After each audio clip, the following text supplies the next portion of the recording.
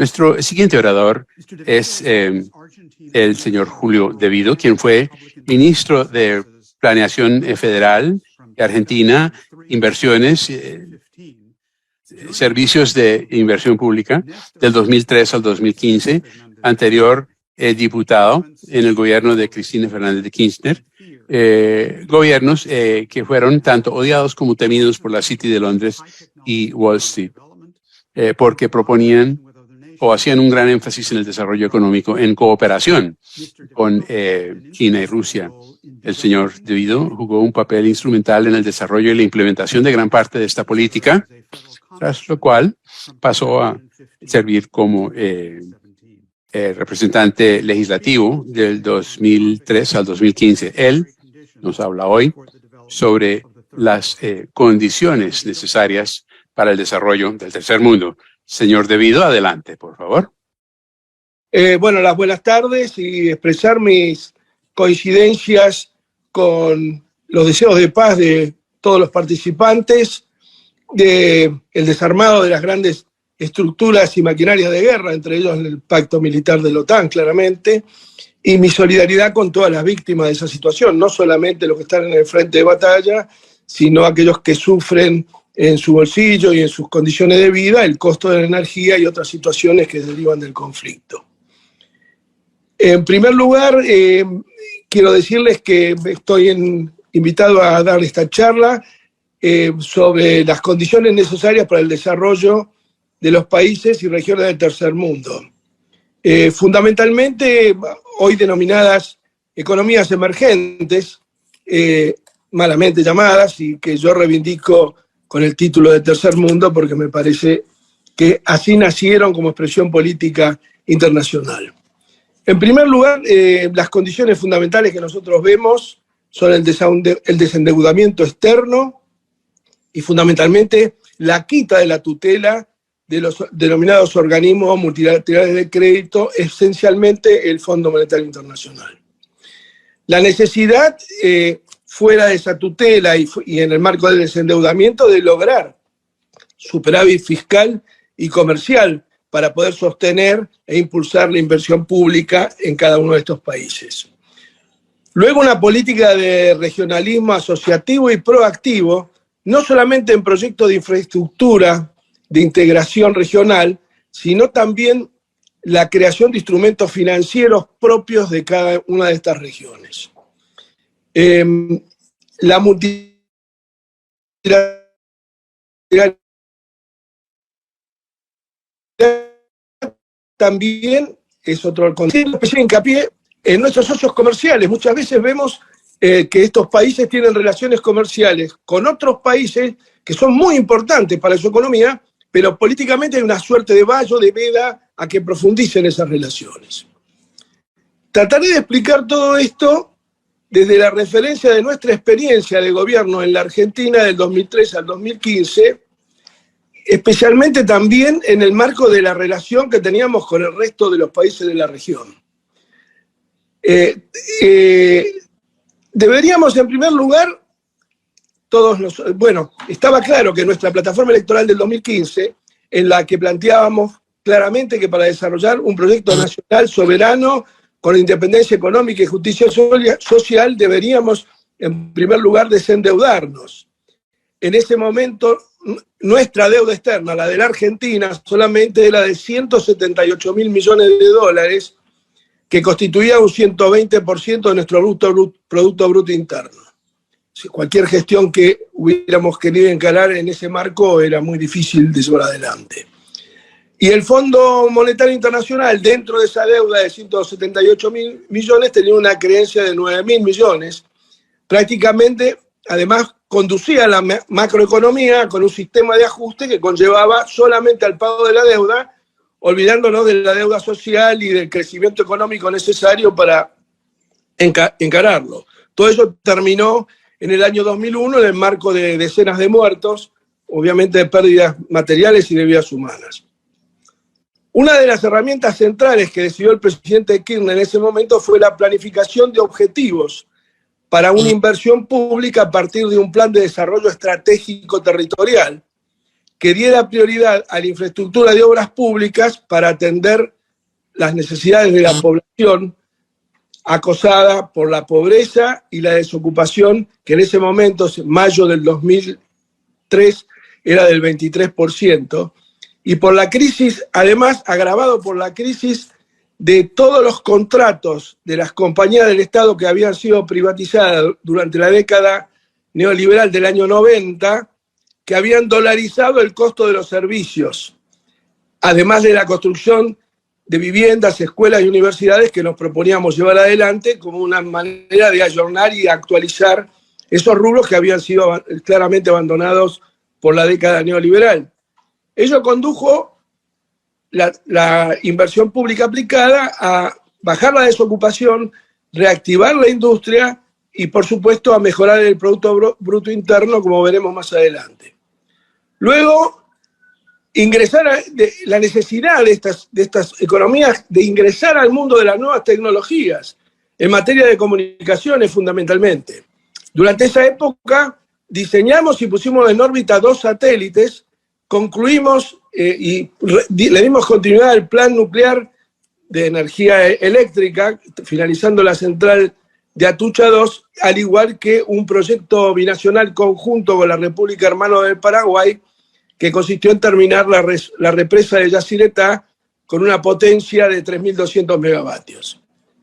Además, llevamos adelante una política de multilateralidad, como decíamos anteriormente, las relaciones exteriores, sin perder nuestra inserción en Occidente. Es decir, nosotros pertenecemos ideológicamente al justicialismo, el cual plantea una absoluta libertad en el manejo de las relaciones internacionales, sin dejar de reconocer que estamos ubicados en el hemisferio occidental, y eso también nos genera, no condicionamiento, pero sí nos da una pauta y una impronta especial a nuestra política internacional, que, como decía el general Perón, es la verdadera política, ¿no? De hecho, lo estamos viendo en esta reunión. Pero especialmente cuando subimos el gobierno en mayo del 2003, teníamos claro que en este camino a seguir tendríamos claramente aliados políticos en la región con los que asociarnos en la tarea, con los que teníamos estrategias comunes y además una base ideológica de coincidencias. El presidente Lula había asumido un año antes, Brasil, el presidente Lula era uno, Venezuela y el presidente Chávez, la experiencia bolivariana era otro, Paraguay, el presidente Duarte Frutos y luego el presidente Lugo, Uruguay y los presidentes Vázquez y Mujica, y luego la Bolivia de Evo Morales. Además de tener un enemigo común principal para llevar adelante la tarea en mayor o menor medida, que era claramente el endeudamiento externo y el condicionamiento que los acreedores ejercían sobre nuestras economías, dirigidos esencialmente por el Fondo Monetario. Tanto Kirchner como Lula en ese marco acordaron prácticamente en forma simultánea pagar su deuda con el fondo sin retirarse del organismo, pero para evitar su intromisión en la fijación de la política macroeconómica nacional y por ende de la región, en el caso de la búsqueda de un mayor amalgamamiento regional como pretendíamos.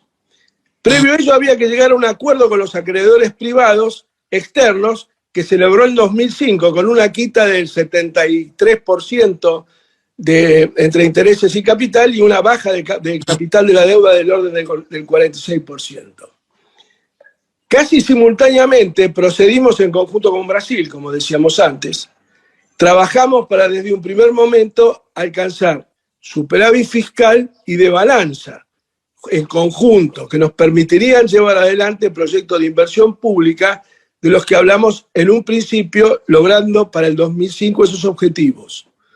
Durante ese tiempo se avanza en la creación, además de consolidar el Mercosur, de la UNASUR, que se radica en Quito y tuvo un protagonismo muy particular, sobre todo cuando hubo un intento de golpe de Estado en Bolivia, por parte de lo que se denomina la Media Luna Blanca, contra el norte más pobre y más de origen indígena, que es el altiplano. Se fortaleció el Mercosur con el ingreso de Venezuela que pasaba a constituirse, y eso creo que fue uno de los puntos que más irritó a las potencias dominantes, en la pata energética de la región. Venezuela además renuncia al Pacto Andino, que de alguna manera fue la base política e ideológica de lo que después fue el Grupo de Lima, que ejerció un rol nefasto, sobre todo hay alguien que me antecedió en el uso de la palabra, habló de las sanciones económicas y demás. Donde luego Colombia, Chile y Perú avanzaban en otro sentido a las políticas planteadas por nosotros en la región, que fue la base, como decíamos antes, del Grupo de Lima, que se encargó en gran parte de destruir los avances mencionados. Se firmaron convenios de seguridad alimentaria y energética bilaterales, por ejemplo, entre Argentina y Venezuela. Se habían empezado a diseñar, yo fui partícipe de una reunión en Puerto Ordaz, de una reunión de Kirchner, Lula y Chávez, donde se empezó a diseñar un gasoducto del sur, es decir, un gasoducto que uniera las riquezas hidrocarburíferas de Venezuela con las de Brasil en el presal, con las de Bolivia con su yacimiento de gas y con los de Argentina, generando un anillo de seguridad regional. La unión, además, se diseñó, hubo un prediseño para generar como a guisa o a modo de la ruta de la seda, la unión de las cuencas desde el punto de vista hidráulico del Orinoco, del Amazonas y de la cuenca del Plata, constituido por el río Paraguay, Paraná y el río de la Plata. Lo que, como decía anteriormente, constituía o planteaba una suerte de ruta de la seda latinoamericana.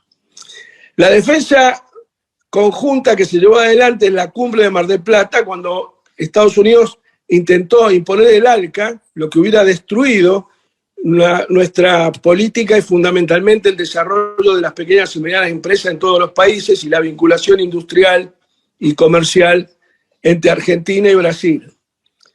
Durante ese lapso, en la Argentina y luego del desendeudamiento, y los otros países lo mismo, pero en aras de abreviar el tiempo, construimos 2.000 escuelas, 1.200.000 viviendas, 2.700 kilómetros de autopista, 5.500 kilómetros de rutas pavimentadas, 3.300 kilómetros de gasoductos troncales, 12.400 megavatios de energía instalada, 188 hospitales y centros de salud. Puestos de trabajo en la construcción pasaron de 322.000 a 787.000. El consumo de cemento se incrementó un 134%. El consumo de servicios públicos creció el 227% de la mano de una política de subsidio al consumo domiciliario y industrial. Y el Producto Bruto Interno 2003 a 495.000 millones en el año 2015, un crecimiento del 93%, prácticamente a tasas. De todas maneras, debemos observar, y producto, como decía Elga Larouche anteriormente, de la consolidación de oligarquías locales con concentración enorme de riqueza, hubo un alzamiento de propietarios de la tierra en Argentina, la sublevación, como decíamos anteriormente, de la denominada Media Luna Blanca en Bolivia, Beni, Santa Cruz y Trinidad, los 3 departamentos que se alzaron contra el poder central, y eso pudo detenerse a raíz de una reunión en Santiago de Chile del UNASUR. El alzamiento contra el presidente Correa policial en Ecuador y el Plan Atlanta, que en el año 2012 inició en Estados Unidos, junto con los representantes más reaccionarios de los poderes judiciales de Latinoamérica y los medios monopólicos, oligopolizados a su vez, dio origen a un proceso de estigmatización de los dirigentes populares, de los procesos políticos, a su persecución e encarcelamiento, entre los cuales yo fui uno de los que lo sufrió, conocido como lawfare, y sumado a un proceso de impunidad mediática a los dirigentes de las derechas locales, con operaciones que fueron fomentadas y profundizadas por ese consenso de Atlanta, si lo queremos llamar de alguna manera. Todo ello acompañado por una suerte de seguidilla de presidentes en una suerte de epidemia muy rara, enfermaron de cáncer. Dilma Rousseff, Lula, el presidente Lugo, bueno, Chávez finalmente falleció, la presidenta Cristina también tuvo un tumor. Finalmente, lamentablemente, ya por causas naturales, falleció el presidente Kirchner en 2010, lo que debilitaron fuertemente el proceso del que hablamos anteriormente, el proceso institucional de la construcción de lo que nosotros llamamos patria grande a través de una política regional, llevándola con la aparición del Grupo de Lima y los triunfos electorales de Macri y Bolsonaro fundamentalmente a su expresión más débil. Sin duda, señor De Vido, le puedo pedir que vaya resumiendo para que tengamos tiempo. Ya termino. Sin duda, para terminar, el triunfo de Lula abre una expectativa de nuevos tiempos en la región que vía de la multilateralidad, en la vinculación con el mundo y el desendeudamiento que inevitablemente vendrá un nuevo tiempo de soberanía y progreso social que nos permitirá vincularlos a la altura de las circunstancias a proyectos como la Ruta de la Seda que magníficamente describe y analiza Helga Sepp de la Ruz. Muchísimas gracias por la atención de todos ustedes.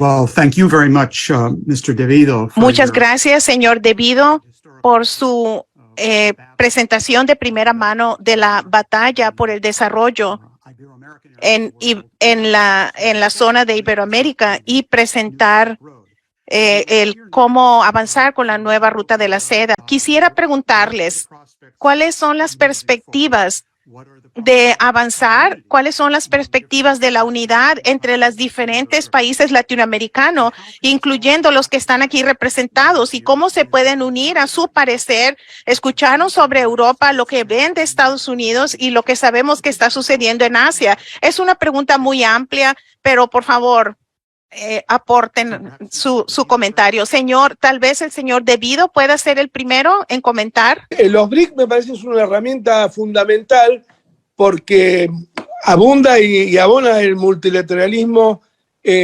ideológico de gobierno y es multirregional. Me parece que es una herramienta muy válida y debiera ampliarse. Nuestro país tiene vocación de ingresar a los BRIC y creo que viene esa etapa. En América Latina, digamos, con las elecciones en Brasil, fundamentalmente, se abre una luz de esperanza, fundamentalmente de quitar la hegemonía del neoliberalismo, que se materializó en la conformación del Grupo de Lima, que llevó para atrás todos esos proyectos de los que yo hablaba antes, de la unidad de las cuencas hídricas, de la construcción de un gasoducto de interconexión, de la creación de un banco del UNASUR, infinidad de proyectos que quedaron en la nada de la noche al día cuando perdió las elecciones Scioli aquí en Argentina y Haddad en Brasil. Y fue detenido Lula y vino la persecución contra la presidenta Cristina y eso trajo problemas muy graves y de robustecimiento de una hegemonía que era absolutamente contraria a la multilateralidad y fundamentalmente a un regionalismo militante y asociativo. Muchas gracias. Ahora quisiera pedirle al señor De Vido para sus últimos comentarios y recomendaciones sobre hacia dónde debe dirigirse este movimiento. Bueno, me escuchan bien, ¿no? Bien. No, creo que está un poco todo dicho, que la reunión culminó su objetivo. Esencialmente es fundamental trabajar en el regionalismo con una gran proactividad a la integración física y, por supuesto, a generar herramientas financieras para llevar adelante estas obras que sean propias de cada región, sobre todo en el caso de las economías emergentes o tercer mundo, que se mencionó tanto hoy. Eso es central. Y tener una visión crítica de las misiones y funciones del Consejo de Seguridad de las Naciones Unidas, que en parte es absolutamente proactivo, sí, a la destrucción del planeta, porque con su ineficacia y su poder de veto de algunas potencias, lo único que hacen es potenciar los conflictos y no resolverlos. Conflicto que queda abierto, conflicto que más adelante estallará. Creo también rescatar del primer mensaje de Helga Larouche la cuestión relacionada con el tema de la concentración de la riqueza en oligarquías que se extienden en número, pero que siguen siendo enormemente minoritarias respecto de la mayoría de la población de nuestros países, y generan en esa concentración de la riqueza un proceso de renovación o de reciclado de lo que fue el fascismo en su momento, en el marco del desprecio al que es más pobre, al que es indigente, al que no tiene trabajo o al que no lo consigue. Y creo que hay que volver a ese intento tan meritorio que construyeron Lula, Kirchner, Lugo, y por supuesto Nicanor Duarte, Rafael Correa, Evo Morales, Mujica y Tabaré. Creo que hay un antecedente y es un espejo en el que debemos mirarnos, muy difícil de reconstituir, pero no imposible. Creo que la victoria de Lula en una elección absolutamente polarizada como fue la brasileña marca claramente esta partición, esta grieta que divide a los distintos sectores de la sociedad, pero no por eso debemos bajar los brazos. Tenemos un antecedente anterior y creo que hay que avanzar en ese sentido. Me da la sensación, como decíamos anteriormente, que los BRIC son un intento muy importante y que a lo mejor Latinoamérica Unida, en el marco de un proyecto como el anterior, podría tener una presencia fuerte allí, que le diera la contundencia que requieren los tiempos actuales. El ejemplo de la Ruta de la Seda, también en un trabajo que enviaste vos de la señora Larouche, es muy importante. Hay que construir muchos puentes terrestres, como dice ella, y también fluviales, marítimos, que nos vinculen, que incrementen nuestras capacidades productivas en el marco del cuidado de la naturaleza y que dejen de lado a estos intentos belicistas que lo único que pretenden es imponer hegemonías para dominarnos. Nada más, Denis, muchas gracias.